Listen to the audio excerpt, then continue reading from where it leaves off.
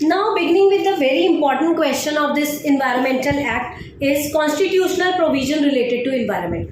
Constitutional provision related to environment के अंदर आपको बहुत ये बताना है, आपसे पूछा जा रहा है कि environment को protect करने में हमारा जो constitution है वो किस हद तक आपको approach करता है, आपको constitution में क्या क्या provisions मिलेंगे related to environmental protection.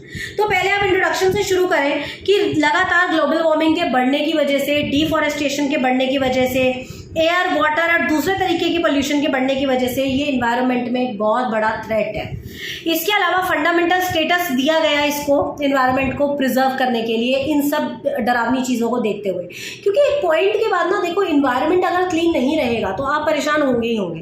तो उसके थ्रेट से बचने के लिए इसको एक फंडामेंटल स्टेटस दिया गया, सस्टेनेबल डेवलपमेंट का कॉन्सेप्ट अप्लाई किया गया और उसके बाद इन्वायरमेंट वर्ड को जगह दी गई कि आपके कॉन्स्टिट्यूशन में प्रायोरिटीज़ दी जाए. अब हमारे को कहीं पर भी कॉन्स्टिट्यूशन में ना वैसे तो डायरेक्टली कहीं पर भी इन्वायरमेंट के बारे में नहीं लिखा हुआ, बट अगर हम देखें तो इनडायरेक्टली बहुत सारे हमें ऐसे प्रोविजंस देखने को मिल जाते हैं कॉन्स्टिट्यूशन के अंदर जो इनडायरेक्टली रिलेटेड है हमारे इन्वायरमेंट को लेके. सबसे पहले तो शुरुआत करें तो प्रीएम्बल में ही हमें देखने को मिलता है.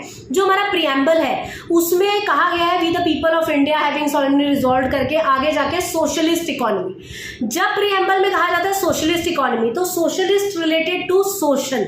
सोशल का मतलब है इट एम्स और decide in socialist pattern of society.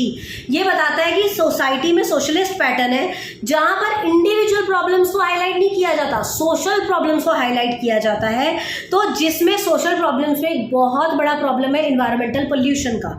तो environmental pollution is crossing all the limits. हमारी इकोनॉमी में इन्वायरमेंटल पोल्यूशन हर लिमिट को क्रॉस कर रहा है जिसकी एक रिस्पॉन्सिबिलिटी बन जाती है, स्ट्रिक्ट रिस्पॉन्सिबिलिटी हमारी और स्टेट की कि हम मिलकर उसको दूर करने की कोशिश करें. The aim of state is not only to make a pollution-free environment, but also to give its citizens a decent standard of living. State का फंक्शन है ना ही खाली एक इन्वायरमेंट में पोल्यूशन को रोकने का, बल्कि हर सिटीजन को एक डिसेंट लिविंग स्टैंडर्ड प्रोवाइड करने का भी फंक्शन है. तो प्रीएम्बल से शुरुआत करेंगे कि प्रीएम्बल में सोशलिस्ट वर्ड है और सोशलिस्ट वर्ड कैसे इन्वायरमेंट से रिलेटेड है. ये फर्स्ट पार्ट हो गया इस आंसर का. कॉन्स्टिट्यूशनल प्रोविजन का क्वेश्चन बहुत इंपॉर्टेंट है, 99.9% आने के पूरे चांसेस है इस क्वेश्चन के और लंबा भी बहुत है. तो इसको आराम से आप सुन के वीडियो आराम से नोट्स बना लीजिए. पहला पोर्शन प्रीएम्बल का. दूसरा हम बात करेंगे legislative powers and matters of environmental protection. अगर हम लेजिस्लेटिव पावर की बात करें तो सबसे पहले कॉन्स्टिट्यूशन में 3 लिस्ट होती है, हमें पता है, union list, state list and centre concurrent list. तो स्टेट लिस्ट जो है वो उसके मैटर के अंदर आता है sanitation, health, drainage, supply of clean water etcetera etcetera. तो इनडायरेक्टली सारा इन्वायरमेंट रिलेटेड आ गया स्टेट लिस्ट के अंदर. अब ये सारे के सारे जो प्रोजेक्ट्स है वो स्टेट के अंडर आता है इन्वायरमेंट को लेके. तो आर्टिकल 51C जो हमारा कॉन्स्टिट्यूशन का है वो कहता है, क्लियरली स्टेट करता है that state shall foster respect for international law. State की ड्यूटी है इंटरनेशनल लॉ को रिस्पेक्ट करना and obligation of treaties like Stockholm conference. Stockholm conference भी एक इंटरनेशनल कॉन्फ्रेंस थी, तो उसके प्रोविजंस को मानना स्टेट की ड्यूटी है, नंबर 1. नंबर 2, हमने उसकी प्रोविजन को कैसे माना अपने देश में, आर्टिकल 253 लाकर. Article 253 and another important provision dealing with environment, it gives power to parliament to make laws for whole country. Obviously parliament को पावर देती है कि वो सारी कंट्री के लिए लॉज बना दे. उसके बाद any provision made in context of environmental protection under article 253 under article 13 and 14 can not be question. अगर आर्टिकल 253 के अंडर सेक्शन जो आपका आर्टिकल 13 और 14 है उसके अंदर अगर कोई भी प्रोविजन बनाया जाता है स्टेट के लिए या एनवायरमेंट प्रोटेक्शन के लिए तो उसको कोई भी क्वेश्चन नहीं उठा सकता. अब आती है स्टेट की ऑब्लिगेशंस क्या है. आर्टिकल 47 में state shall increase public health and level of nutrition of standard of living. हमारा आर्टिकल 47 क्लियरली मेंशन करता है कि स्टेट की ड्यूटी है कि पब्लिक हेल्थ और लेवल ऑफ न्यूट्रिशन और स्टैंडर्ड ऑफ लिविंग को इम्प्रूव करने की कोशिश करें. रेगुलर इंक्रीज इन पॉल्यूशन की वजह से state need to take immediate steps. लगातार जो पॉल्यूशन बढ़ता जा रहा है तो स्टेट की ड्यूटी है इमीडिएट स्टेप्स ले उसके लिए. 1976 में एक नया अमेंडमेंट आया था, जो आया था 42nd अमेंडमेंट। ठीक है, हमारे देश में आपको पता है 42nd अमेंडमेंट हम पढ़ चुके हैं आईपीसी वगैरह में। तो 42nd अमेंडमेंट 1976 में जब आया था तो आर्टिकल 48A इंट्रोड्यूस हुआ था, जिसमें बहुत बेटर प्रोविजन आए थे एनवायरनमेंट में। क्या क्या? Number 1, it imposes the duty on state to protect and improve environment and safeguard the forest and wildlife and country's environment is explained in this article. इसमें प्रोविजंस डाले गए थे इन्वायरमेंट को इम्प्रूव करने के लिए, फॉरेस्ट के ऊपर सेफगार्ड लगाया था, वाइल्ड लाइफ सेंचुरीज, ये सारी स्टार्टअप के इसी में डाली गई थी, एंड इन्वायरमेंट वर्ड को अच्छे से एक्सप्लेन किया गया था इसी आर्टिकल के अंदर। फिर इस आर्टिकल के अकॉर्डिंग ये भी जाता है कि स्टेट की ड्यूटी है इन्वायरमेंट को प्रोटेक्ट करना, जो कि हमारी directive principle of state policy के अंडर भी मेंशन्ड है कि it's a duty of state to protect our environment. अब आती है ऑब्लिगेशन ऑफ सिटीजन्स। यहाँ तक बात की हमने लेजिस्लेटिव पावर और power of obligations of state. Obligation of state, directive principle of state powers की हमने बात की, आर्टिकल 48A की बात की। अब हम बात करेंगे ऑब्लिगेशन ऑफ सिटीजन, जो कि जाता है फंडामेंटल ड्यूटीज के अंडर और 51AG के under. Right of citizen is also there to protect environment. Environment को प्रोटेक्ट करना ड्यूटी ऑफ सिटीजन्स भी है। साथ में जो आपके सिटीजन्स हैं वो अवॉइड करते हैं एक्टिविटीज़, जो अवॉइड करें एक्टिविटीज़ जो कि डेंजरस हो इन्वायरमेंट के लिए। मतलब हमें ऐसी कोई ड्यूटी नहीं करनी चाहिए, हमें ऐसी कोई एक्टिविटी नहीं करनी चाहिए जो कि इन्वायरमेंट के लिए हार्मफुल हो, जैसे कचरा जला देना घर का, वो सब गलत है। Mostly citizen concern with rights and ignore duties. अक्सर सिटीजन्स क्या करते हैं, अपने राइट्स तो हम मांग लेते हैं मगर अपनी ड्यूटी नहीं निभाते हैं। तो 42nd अमेंडमेंट के पार्ट 4A में बताया गया है कि it is citizens duty to take care of environment. Fundamental duty में जाता है ये कि हमें अपने रिवर, फॉरेस्ट, लेक्स और पब्लिक प्रॉपर्टी को नुकसान नहीं पहुंचाना चाहिए, इनका ध्यान रखना चाहिए। अगर हम आईपीसी के प्रोविजंस में जाते हैं तो उसमें 1000 रुपये का फाइन और 3 महीने की जेल डाली गई है किसी के लिए भी जो भी तोड़ता है इन सारे प्रोविजंस को, उनके लिए ये सारे प्रोविजंस डाले गए हैं।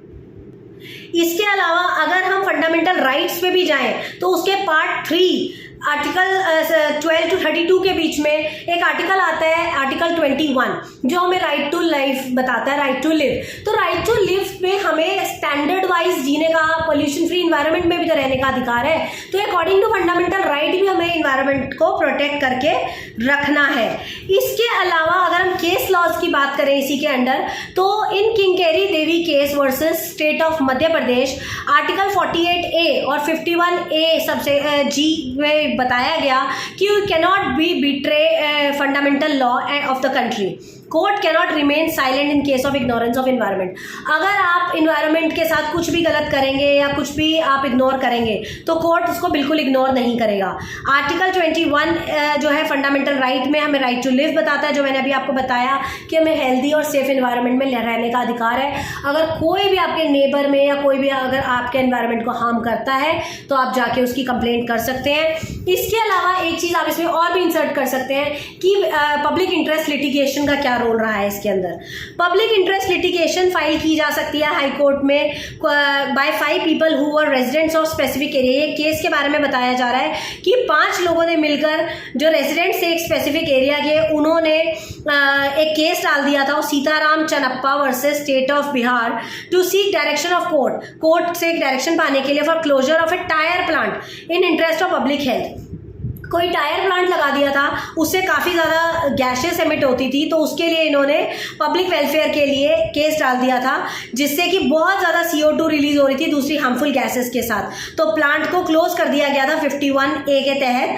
पहले लोकस स्टैंडाई का रूल हुआ करता था, हमने पढ़ा है लोकस स्टैंडाई, कि जिसमें ये कहा जाता था कि जिसको हार्म हो रहा है सिर्फ वही कंप्लेंट कर सकता है। बट अब ये चीज़ हट गई है, अब पब्लिक इंटरेस्ट लिटिगेशन आ गया है, जिसमें अगर इन्वायरमेंट का कोई इशू है तो कोई भी जाके on behalf of your citizens जाके कंप्लेंट डाल सकता है। और तभी SC ने ये 3 प्रिंसिपल्स अप्लाई किए थे हमारे देश में, पोल्यूटर पे प्रिंसिपल, आपका public trust doctrine and precautionary principle. तो ये आपके कुछ लिटिगेशंस हैं जो कि लिए गए।